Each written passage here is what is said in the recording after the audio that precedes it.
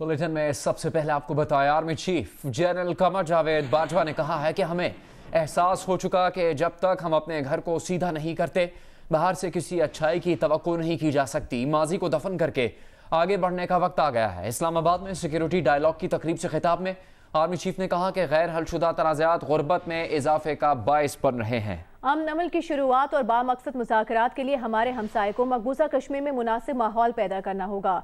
मसला कश्मीर हल किए बगैर जनूबी एशिया में मुफाहमत का अमल मशकूक रहेगा। आर्मी चीफ ने कहा कि जारह पड़ोसी के बावजूद पाकिस्तान खित्ते में हथियारों की दौड़ में शामिल नहीं।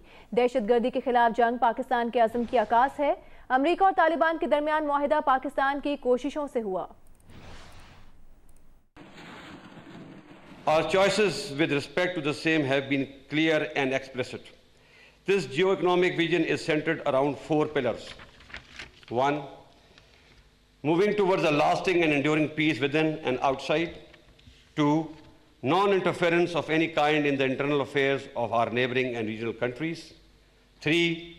Boosting intra-regional trade and connectivity. 4. Bringing sustainable development and prosperity through establishment of investment and economic hubs within the region.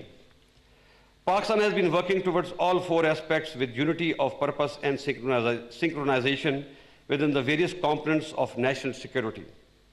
We had realized that unless our own house is in order, nothing could be expected from the outside. Now, after having overpowered the menace of terrorism and tide of extremism, we have begun to work towards sustainable development and improving economic condition of underdeveloped areas. वज़ीर आज़म ने लापता अफराद की मौजूदा हैसियत जानने का task principal secretary को सौंप दिया। वज़ीर आज़म से बलूचिस्तान के लापता अफराद से मुतालिक 3 रुकनी कमेटी ने मुलाकात की। वज़ीर आज़म ने कमेटी के अरकान को पेशरफ्त से आगाह करने का अज़्म ज़ाहिर किया। वज़ीर इंसानी हकूक़ शेरी मज़ारी के मुताबिक 3 रुकनी कमेटी गुज़श्ता माह धरना देने वाले 13 ख़ानदानों की नुमाइंदगी कर रही है।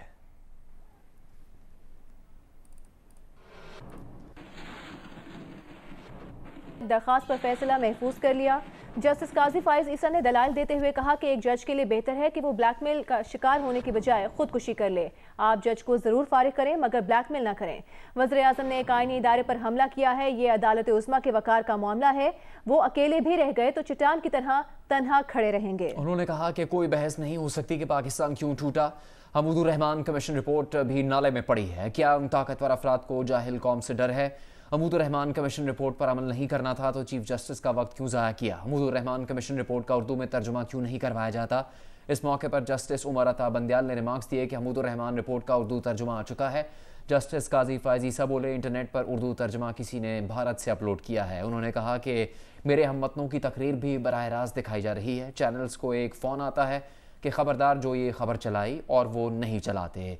ये नहीं कहूँगा कि कौन चैनल्स को फ़ोन करता है क्योंकि मैं कुछ जानता ही नहीं। कुफर का मतलब है सच पर पर्दा डालना। सच जानकर इस पर अमल ना करने वाले मुनाफिक होते हैं। तमाम टीवी चैनल इस्टेब्लिशमेंट और महकमा ज़राअत की बात करते हैं, शुमाली इलाका जात की हकीकत भी कोई नहीं बताता। दुनिया कहती है कि महकमा ज़राअत दरख्त लगाने के अलावा भी बहुत काम करता है। जस्टिस काजी फाइज ईसा नजरसानी केस में Pakistan federal union of journalist ने भी जस्टिस काजी फाइज ईसा के दलाइल अपना लिए। वज़ीर ख़ारजा मखदूम अशरफ महमूद कुरैशी और अक़वाम मुत्तहिदा के सेक्रेटरी जनरल एंटोनियो गुतेरेस में टेलीफोनिक राबता हुआ। एंटोनियो गुतेरेस ने दोबारा सेक्रेटरी जनरल तैनाती के लिए पाकिस्तान की हिमायत की यकीन दहानी पर वज़ीर ख़ारजा का शुक्रिया अदा किया है। शाह महमूद कुरैशी ने कहा कि अक़वाम मुत्तहिदा की इक़दार और चार्टर की सरबुलंदी के लिए आपकी लगन को पेश नज़र रखते हुए पाकिस्तान आपकी दोबारा बतौर सेक्रेटरी जनरल अक़वाम मुत्तहिदा तैनाती के लिए भरपूर हिमायत करेगा।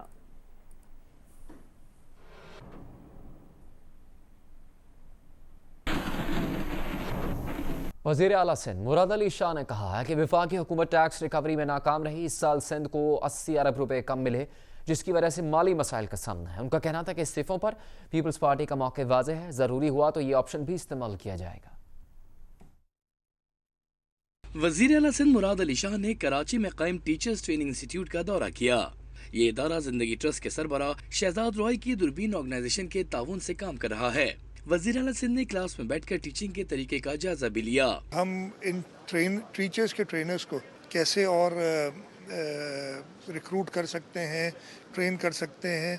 हमारे पास 29 टीचर ट्रेनिंग इंस्टीट्यूट्स हैं सूबे में और इंशाल्लाह ताला अगर सब फाल हो जाए تو ہماری جو ریکوائرمنٹ ہے ٹیچرز کی، اچھے ٹیچرز کی، وہ یہ ٹیچرز ٹریننگ انسٹیٹیوٹ پوری کر سکتے ہیں۔ مراد علی شاہ نے وفاقی حکومت کو ٹیکس ریکوری میں ناکام قرار دیتے ہوئے کہا کہ اس سال سندھ کو 80 ارب روپے کم ملے ہیں، جس سے مالی مسائل کا سامنا ہے۔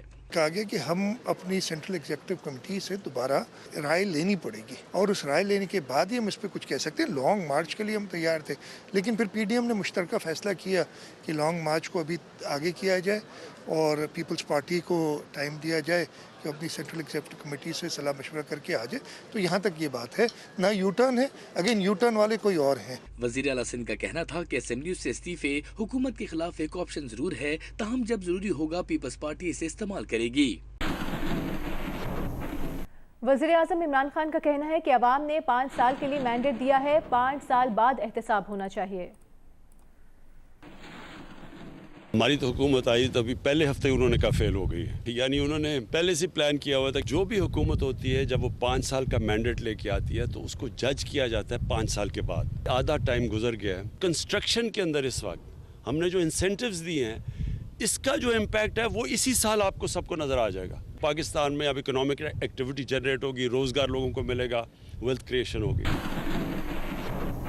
دیگر خبروں میں آپ کو بتائیں، لاہور کی سیشن عدالت نے ایف آئی اے کو قومی کرکٹ ٹیم کے کپتان بابر اعظم کے خلاف مقدمہ درج کرنے اور قانون کے مطابق کارروائی کا حکم دیا ہے۔ ایڈیشنل سیشن جج نے خاتون حمیزہ مختار کی درخواست پر سماعت کی۔ ایف آئی اے نے بتایا کہ حمیزہ نے بابر اعظم کے خلاف دھمکانے اور بلیک میل کرنے سے متعلق درخواست دی۔ بابر اعظم کو انکوائری کے لیے بلایا، تاہم وہ نہیں آئے اور نہ ہی بیان ریکارڈ کرایا۔ یہ ان کے قصوروار ہونے کو ظاہر کرتا ہے۔ بابر اعظم کے وکیل بیرسٹر حارث عظمت کا کہنا ہے کہ ہائی کورٹ پہلے ہی پولیس کو مقدمہ درج کرنے سے روک چکی ہے۔ بابر اعظم کو نوٹس جاری کیے بغیر حکم جاری کیا گیا، جو شفاف سماعت کے لیے بابر اعظم کی بنیادی انسانی حقوق کی خلاف ورزی ہے۔